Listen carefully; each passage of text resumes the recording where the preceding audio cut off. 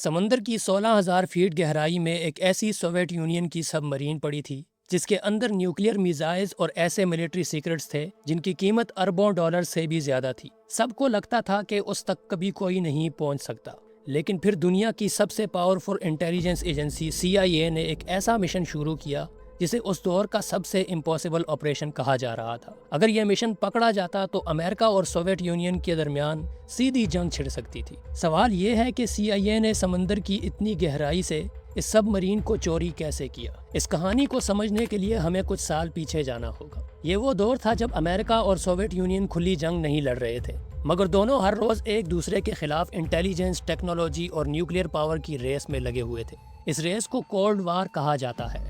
ہر نئی میزائل، ہر نئی سب مرین اور ریڈار سسٹم اور ہر نئی ملٹری ٹیکنالوجی دونوں ملکوں کے لیے زندگی اور موت کا سوال بن چکی تھی۔ سوویت یونین نے اس دور میں اپنی نیوکلیئر سب مرینز کا ایک بہت بڑا فلیٹ تیار کرنا شروع کیا۔ ان سب مرینز کا مقصد تھا کہ اگر کبھی نیوکلیئر وار شروع ہو جائے تو سمندر کے کسی بھی حصے سے امریکہ پر نیوکلیئر میزائلز فائر کی جا سکے۔ یہ سب مرینز مہینوں تک پانی کے نیچے رہ سکتی تھیں۔ ان میں نیوکلیئر ری ایکٹر ہوتا تھا جو انہیں پاور دیتا تھا، اور ان کے کرو ممبرز کو اسپیشلی ٹرین کیا جاتا تھا۔ انہی سب مرینز میں سے ایک تھی K-129۔ یہ Soviet Golf 2 class ballistic missile submarine تھی۔ اس سب مرین پر سینسیٹیو کمیونیکیشن سسٹم اور نیوکلیئر میزائلز بھی موجود تھے۔ سال 1968 کے شروع میں K-129 کو پیسیفک اوشن میں ایک سیکرٹ پیٹرول مشن پر بھیجا گیا۔ مشن بالکل نارمل لگ رہا تھا، کرو کو آرڈر مل چکے تھے۔ سب مرین کو بیس سے روانہ کیا اور دھیرے دھیرے گہرے سمندر کی طرف چل پڑے۔ شروع کے چند دن سب کچھ نارمل رہا، لیکن پھر اچانک ریڈیو سائلنس ٹوٹ گیا اور سب مرین کا ہیڈ کوارٹر سے کانٹیکٹ ختم ہو گیا۔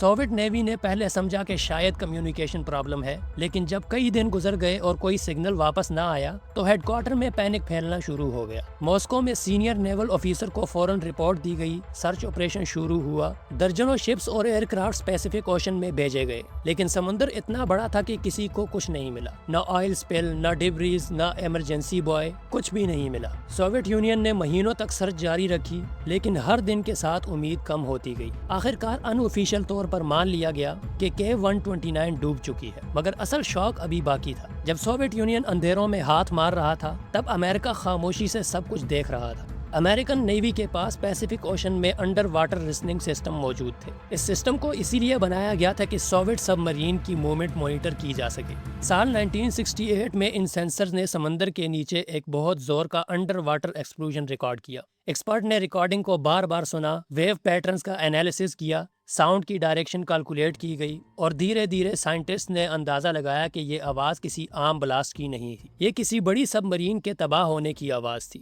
امریکن اینالسٹ نے کیلکولیشن کرتے کرتے پیسیفک اوشن کا ایک اسپیسیفک ایریا آئیڈینٹیفائی کر لیا۔ جو ایریا آئیڈینٹیفائی ہوا وہ امریکہ کی اسٹیٹ ہوائی، جو پیسیفک اوشن میں واقع ہے، اس سے کئی سو مائلز دور تھی۔ گہرائی تقریباً 16,000 فیٹ سے زیادہ تھی، یعنی 5 کلومیٹر کے قریب تھی۔ اس وقت CIA کے آفیسرز کے ذہن میں ایک نیا خیال پیدا ہوا۔ اگر سب مرین واقعی اس جگہ پڑی ہے تو اس کے اندر سوویت میزائل کے launch system, code books, encryption machines, nuclear technology اور ملٹری ڈاکومنٹس اب بھی موجود ہو سکتے ہیں۔ اگر یہ سب امریکہ کے ہاتھ لگ جائے تو کولڈ وار کا بیلنس تبدیل ہو سکتا ہے۔ لیکن سب سے بڑی مشکل یہ تھی کہ اتنی گہرائی سے اتنی بڑی سب مرین نکالے گا کو۔ اس وقت دنیا میں کوئی ایسا کرین یا شپ موجود نہیں تھا جو 5 کلومیٹر نیچے جا کر اتنا وزن اٹھا سکے۔ نیوی کے انجینئرز اور سائنٹسٹ نے کہا کہ ٹیکنالوجی اتنی ایڈوانس نہیں ہے اور اتنی بڑی سب مرین کو اتنی گہرائی سے نکالنا ناممکن ہے۔ فائنینشیل ایکسپرٹس نے ایسٹیمیٹ دیا کہ اگر کوشش بھی کی گئی تو خرچہ اتنا ہوگا کہ شاید کانگریس کبھی اپروو ہی نہ کرے۔ لیکن CIA کے کچھ آفیسرز کا جواب صرف ایک ہی تھا،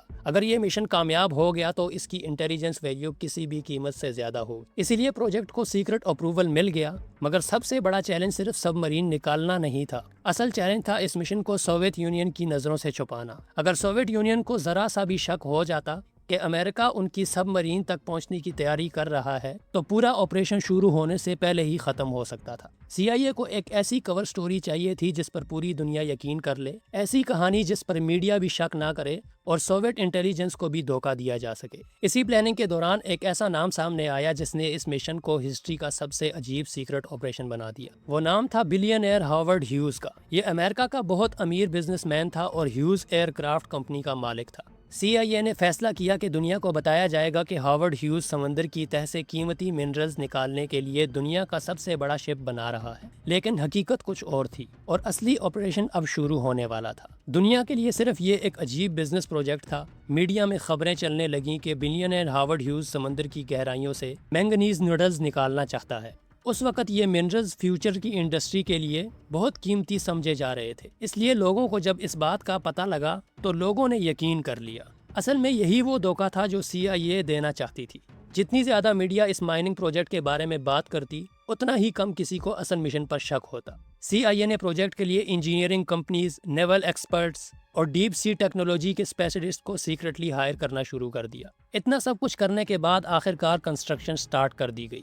ہر شخص کو صرف اتنی ہی انفارمیشن دی جا رہی تھی جتنی اس کے کام کے لیے ضروری تھی۔ کسی کو پوری کہانی کا علم نہیں تھا۔ جو انجینئرز شپ ڈیزائن کر رہے تھے، انہیں صرف اتنا بتایا گیا تھا کہ سمندر کی تہہ سے ایک بہت بڑا آبجیکٹ اٹھانا ہے۔ جو لوگ لفٹنگ سسٹم بنا رہے تھے، انہیں سب مرین کا نام تک نہیں بتایا گیا۔ اور اب ایسی شپ بنائی جا رہی تھی جس کا سائز تقریباً 189 میٹرز لمبا تھا، یعنی فٹ بال کے 2 گراؤنڈز کے قریب۔ اس کے اندر ایسا سیکرٹ میکینزم تھا جو باہر سے کسی کو نظر نہیں آتا تھا، اور یہ اتنا سٹیبل تھا کہ پیسیفک اوشن کی تیز لہروں کے باوجود 5 کلومیٹر لمبی سٹیل پائپ کو سیدھا رکھ سکے۔ لیکن اس شپ کی سب سے حیرت انگیز چیز تھی کلیمنٹائن نام کا جائنٹ مکینیکل کلا۔ یہ ایک لوہے کا بہت بڑا پنجہ تھا۔ اس کا ڈیزائن کچھ اس طرح سے بنایا گیا تھا کہ یہ سب مرین کو نیچے سے پکڑ کر اوپر کی طرف کھینچ سکے۔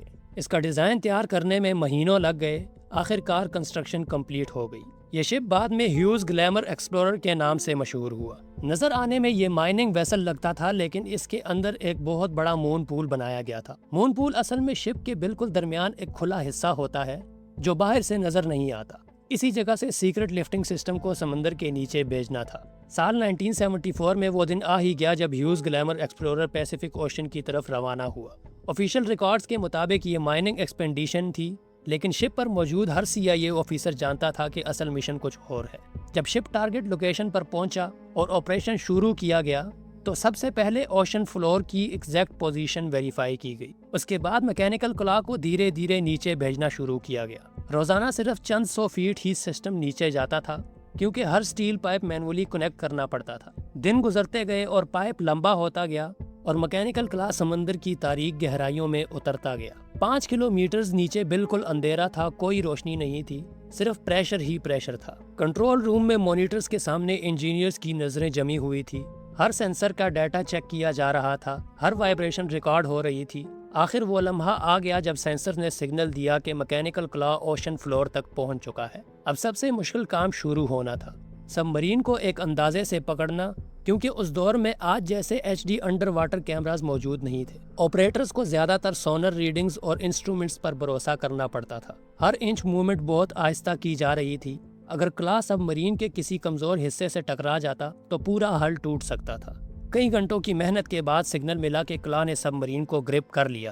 اب اصل کام شروع ہونا تھا، سب مرین کو اوپر کھینچنے کا۔ سٹیل پائپس دھیرے دھیرے ویٹ اٹھانے لگے، ہزاروں ٹن کا بوجھ نیچے سے اٹھ رہا تھا۔ ہر آدمی کی نظر مانیٹرز پر تھی، پریشر نارمل تھا، سٹریس لیمٹس کے اندر تھا، اور دھیرے دھیرے سب مرین سمندر کی تہہ سے الگ ہونے لگی۔ یہ وہ لمحہ تھا جس کا CIA نے سالوں سے انتظار کیا تھا، لیکن ان کو معلوم نہیں تھا کہ ان کو بہت بڑی مصیبت کا سامنا کرنا پڑے گا۔ جب سب مرین سطح کی طرف آدھا سفر طے کر چکی تھی تو اچانک انسٹرومنٹ نے ان یوزول وائبریشن دکھانا شروع کر دی۔ انجینئرز فوراً الرٹ ہو گئے، ویٹ ڈسٹریبیوشن بدل رہا تھا، سٹیل سٹرکچر پر پریشر بڑھتا جا رہا تھا۔ کنٹرول روم میں ایمرجنسی کیلکولیشن شروع ہو گئی اور کچھ ہی دیر میں شپ پر ایک زور کا جھٹکا محسوس ہوا۔ میکینیکل کلا کے کچھ حصوں پر لوڈ حد سے زیادہ بڑھ گیا اور اگلے ہی لمحے وہ ہوا جس کا سب کو ڈر تھا۔ سب مرین کا بڑا حصہ ٹوٹ کر دوبارہ گہرے سمندر میں گر گیا۔ کنٹرول روم میں سناٹا چھا گیا، سالوں کی پلاننگ، اربوں ڈالرز کا پروجیکٹ اور دنیا کا سب سے سیکرٹ آپریشن ایک لمحے میں تباہ ہوتا نظر آ رہا تھا۔ لیکن جب بچا ہوا حصہ دھیرے دھیرے شپ کے مون پول کے اندر لایا گیا تو CIA آفیسر کو احساس ہوا کہ مشن پوری طرح ناکام نہیں ہوا۔ جو حصہ ان کے پاس آیا تھا ان کے اندر کچھ ایسی چیزیں موجود تھیں جن کی اہمیت کا اندازہ اس وقت صرف چند ہی لوگوں کو تھا۔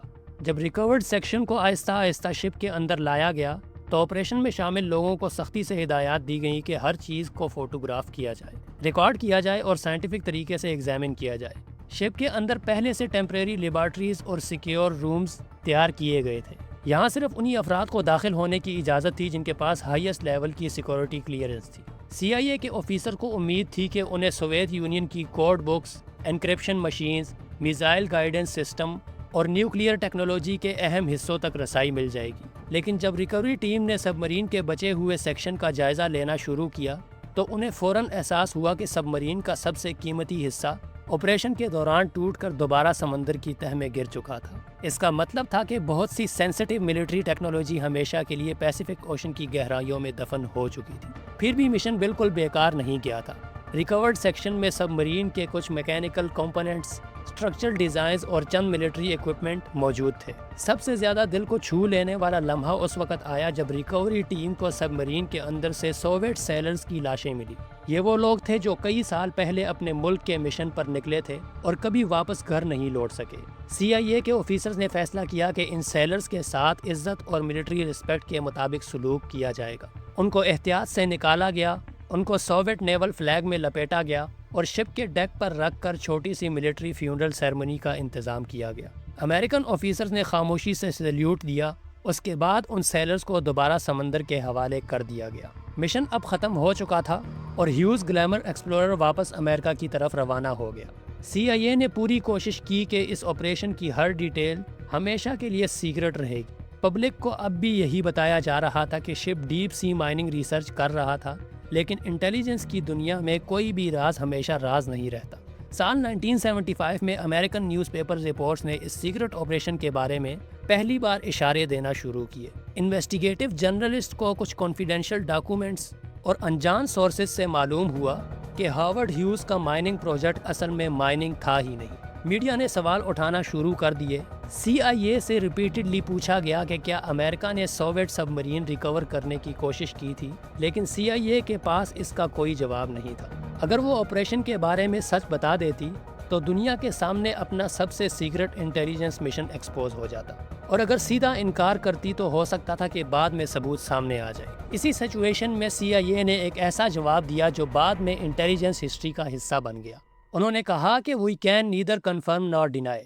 اس کا مطلب تھا نہ ہم اس بات کو سچ مان سکتے ہیں اور نہ ہی غلط کہہ سکتے ہیں۔ سی آئی اے کے یہ الفاظ اتنے مشہور ہوئے کہ بعد میں اسی کو گلیمر رسپانس کہا جانے لگا۔ آج بھی جب انٹیلیجنس ایجنسیز کسی سیکرٹ آپریشن کے بارے میں کوئی جواب دینا نہیں چاہتی تو اکثر اسی پالیسی کا استعمال کرتی ہیں۔ سی آئی اے جب میڈیا پر اس طرح کے بیان دے رہی تھی تو اسی وجہ سے سوویت یونین کو دھیرے دھیرے اندازہ ہو گیا تھا کہ امریکہ نے ان کی سب مرین تک پہنچنے کی کوشش کی تھی، لیکن اس وقت تک بہت دیر ہو چکی تھی۔ لیکن سوویت یونین کو سی آئی اے پر شک تھا کہ وہ دوبارہ کہیں اس سب مرین کی چوری کی کوشش نہ کرے، اس لیے سوویت یونین نے اس جگہ پر اپنی شپس ڈپلوائے کر دی تاکہ امریکہ یہاں دوبارہ نہ آ سکے۔ سی آئی اے کا اتنا سب کچھ کرنے کے بعد بھی سب مرین چوری کرنے کا مشن 80% ناکام ہو گیا۔ لیکن حیرانگی والی بات یہ ہے کہ آج تک کوئی نہیں جان سکا کہ سوویت سب مرین K-129 کیسے تباہ ہوئی۔